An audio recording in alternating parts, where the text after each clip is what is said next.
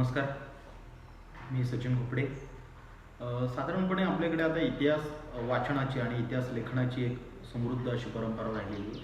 आणि महाराष्ट्राच्या बाबतीत म्हणाल तर आमची राजकीय समीकरणं किंवा आमच्या सांस्कृतिक घडामोडी ह्या आमच्या इतिहासावर आधारित असतात. तर कुठलीही विद्याशाखा असू द्यात, शास्त्रासारखी असू द्यात, विज्ञानासारखी असू द्यात किंवा कलाशाखा असू द्यात, कुणाला ना कुणाला आयुष्याच्या कुठल्या ना कुठल्या टप्प्यावर इतिहास या विषयाचा मोह पडतो. कारण की पूर्वाश्रमीचा पूर्वसुरी आमच्या नेमक्या काय होत्या, आमची मुळं कुठवर रुजली होती, ह्याची उपजतच आवड मनुष्य प्राण्याला असते. त्याच्यामुळं अनेक पिढ्यानपिढ्यांचा वारसा आपण सांगू शकतो की आपलं कुलदैवत काय, आपलं देवक काय, हा आपल्या इतिहासाचा एक मोगम धागा असतो. आता ज्या वेळेला आपण ऐतिहासिक साहित्यातनं आपले महापुरुष निवडतो, शिवछत्रपती असतील, शंभू छत्रपती असतील, जे मध्ययुगीन इतिहासाबाबत ज्यांना लागू होतो, जो कालखंड लागू होतो ते असतील, तर ह्यांच्या संदर्भामध्ये इतिहास वाचत असताना बरेच असे लेखक आहेत की जे आपल्या लोकप्रियतेसाठी, सवंग लोकप्रियतेसाठी किंवा नाट्यमयता त्याच्यामध्ये असावी म्हणून आपल्या कल्पनाविलासाचं किंवा काही दुय्यम दर्जाचे पुरावे. आता इतिहासकार असे सांगतात की वासिबेंद्रांचं एक पुस्तक आहे, मला वाटतं बहुतेक त्याचं नाव साधन सुचिता किंवा चिकित्सेवर, साधन चिकित्सा असं ह्या नावाचं पुस्तक आहे. त्या पुस्तकामध्ये त्यांनी काही गोष्टी लिहिलेल्या आहेत, काही गोष्टी त्यांनी स्पष्ट केलेल्या आहेत.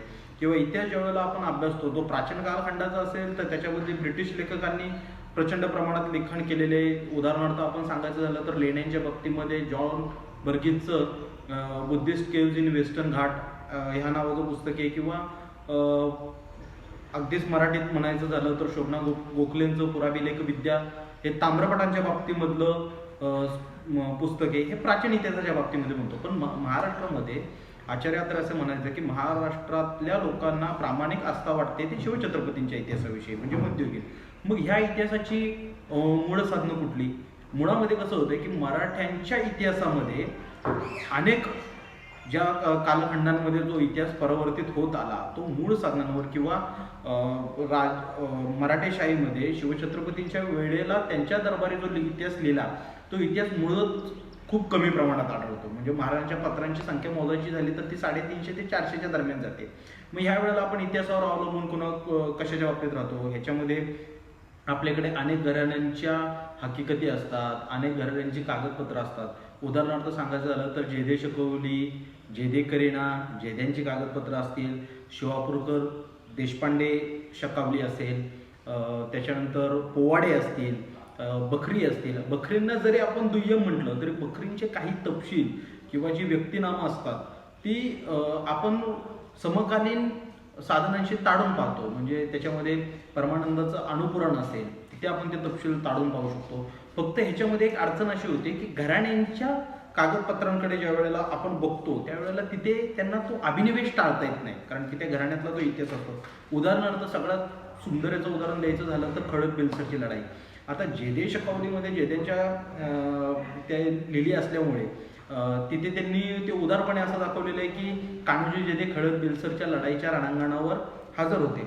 पण त्यावेळेला आपण समकालीन ज्या वेळेला कागदपत्र तपासतो किंवा साधनं तपासतो त्यात आपल्याला जाणवतं की बाबा कान्होजी जेधे त्यावेळेला विजापूरच्या आदिलशाहीने त्यांना अटकेत टाकलं होतं. त्यामुळं ही घराण्यांची कागदपत्र ज्यावेळेला आपण अभ्यासतो त्यावेळेला काही प्रमाणात आपण त्याचं तारतम्य किंवा दुसऱ्या समकालीन साधनांशी आपण ताडून पाहिलं पाहिजे की त्याच्यावर आपण 100% विश्वास ठेवू शकतो का. राजवाडे विका राजवाडे इतिहासाचार्य विका राजवाडे असं बोलायचे की एखादा 2 ओळींचा चिटोरा पत्राचा हा बखरीच्या अख्ख्या लिखाणाला हाणून पाडू शकतो. म्हणजे पत्रांवर ते पत्र कशी अस्सल पत्र किंवा नक्कल पत्र ही कशी ओळखायची ह्याच्या सगळ्या गोष्टी म्हणजे मी खरं तर महाराष्ट्राने त्यांचं ऋणी राहिला पाहिजे.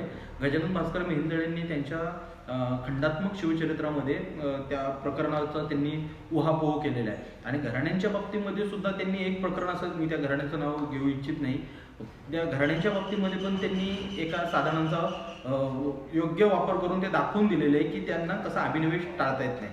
बऱ्याच वेळेला म्हणजे महाराष्ट्रामधल्या एक हाताच्या बोटावर इतिहासकार सोडले तर त्या इतिहासकारांना स्वतःचा जातीय अभिनिवेश त्याच्यामध्ये टाळता येत नाही.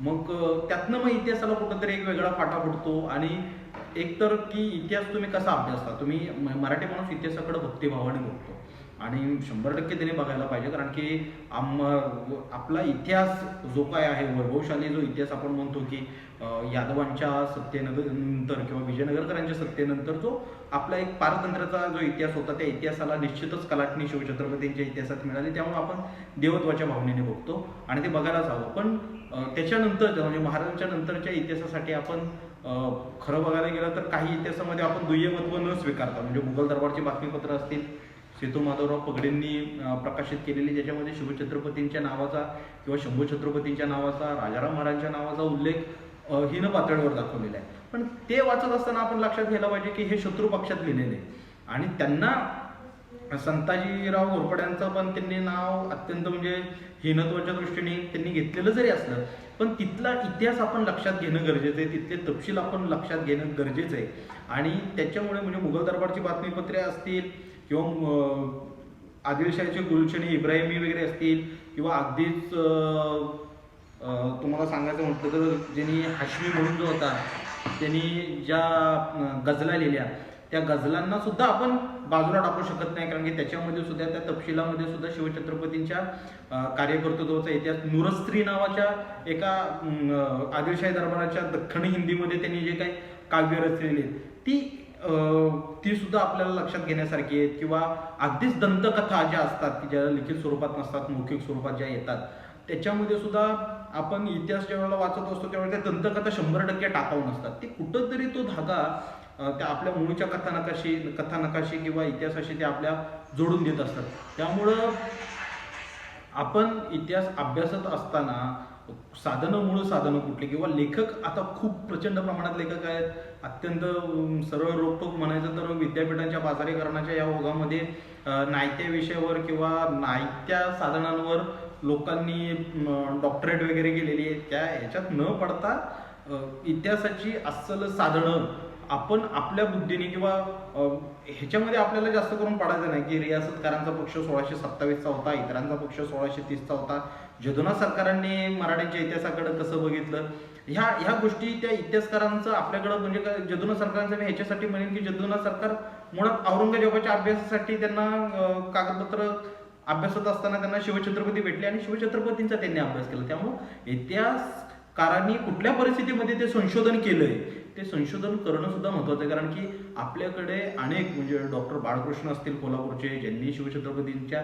इतिहासावर लिखाण केलेले, शिजवलकर आणि राजवाडे यांचा इतिहास वाचत असताना आपल्याला दोघांचा जो जातीय त्यांची जी टक्कर झालेली आहे, म्हणजे ती जातीय टक्कर आपल्याला लक्षात घेतलेली पाहिजे. ह्या सगळ्या अनुषंगाने त्यावेळच्या सामाजिक, मग आपण असं म्हणणार की महाराजांच्या काळामध्ये पुतळाबाई राणी सरकार सती गेल्या, ही खरं तर काहीच गरज नाही आहे की एक शिवछत्रपती एक त्यांच्या काळाशी बांधलेले एक आदर्श राजा होते. आपल्याला अट्टहास हा करता कामा नये की ते समाजसुधारक असतील, ते समाजसुधारक असायला पाहिजे होते. मग कुठंतरी मूळच्या इतिहासाशी त्यांनी जिजाऊबाई साहेबांना सती जाण्यापासून थांबवलं, त्यामुळं पहिला सतीबंदी करणारा राजा, या असल्या गोष्टींकडे किंवा शिवछत्रपतींनी जगातली पहिला छपाईचं यंत्र आणलं किंवा शंभू छत्रपतींनी पहिल्यांदा ह्या कुठल्या तरी आपल्या बाजारपेठांमध्ये व्याख्यानाला बोलायला टाळ्या मिळवल्या, ह्या सगळ्या गोष्टी खऱ्या आहेत, पण त्या अस्सल साधनांच्या पातळीवर त्या उतरत नाही. त्याच्यासाठी समकालीन जी काय कागदपत्र आहेत त्या कागदपत्रांकडे आपल्याला बघायला पाहिजे. कुठल्याही भावना किंवा भावनातिरेकाला किंवा अभिनिवेशाला बळी न पडता त्या साधनांकडे आपण पाहिलं पाहिजे. आणि आमचे मित्र सतीश साठे यांनी हे मला मांडायची संधी दिली, त्यामुळं मी त्यांचा ऋणी आहे. 12 मावळ परिवार, शिवशंभू प्रतिष्ठान यांच्या माध्यमातून आम्ही इतिहास कायम मांडत असतो आणि तो तुम्ही ऐकावा अशी माझी विनंती आहे. धन्यवाद. जय हिंद, जय महाराष्ट्र.